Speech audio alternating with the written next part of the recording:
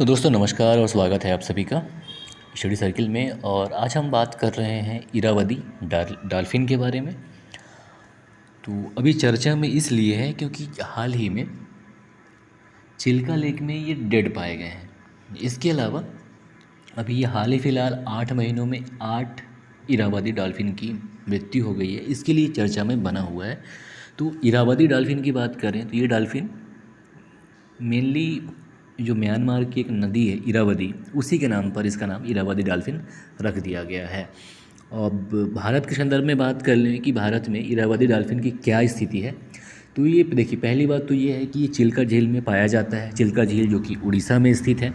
इसके अलावा अगर हम इसका जो संरक्षण की स्थिति है उसकी बात कर लें तो ये जो वन्य जीव संरक्षण अधिनियम 1972 है उसके शेड्यूल 1 में इसको रखा गया है, यानी कि इसका शिकार पूर्णतः प्रतिबंधित है, सज़ा का प्रावधान है इसके लिए।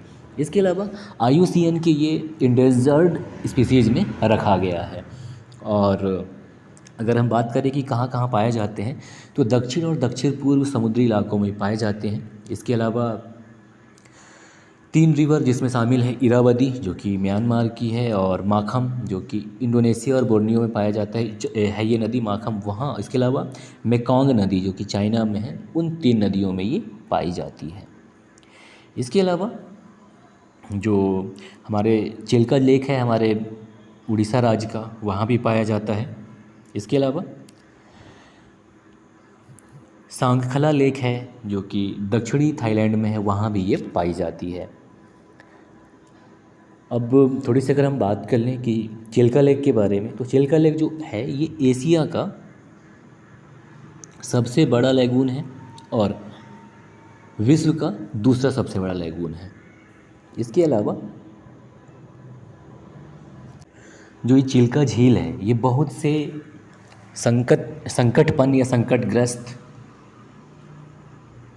पौधे और जंतुओं के का घर भी है। इसके अलावा जो ठंडी के मौसम में यानी कि जो माइग्रेंट्स बर्ड होते हैं, जो पक्षी प्रवास करते हैं, उनके लिए भी एक बेहतरीन स्थल है।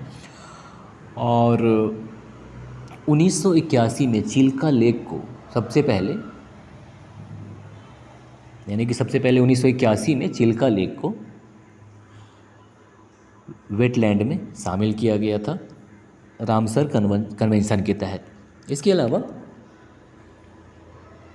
चिल्का झील का जो मुख्य आकर्षण है वो इरावदी डॉल्फिन ही है जो कि सतपड़ा आइसलैंड में पाया जाता है।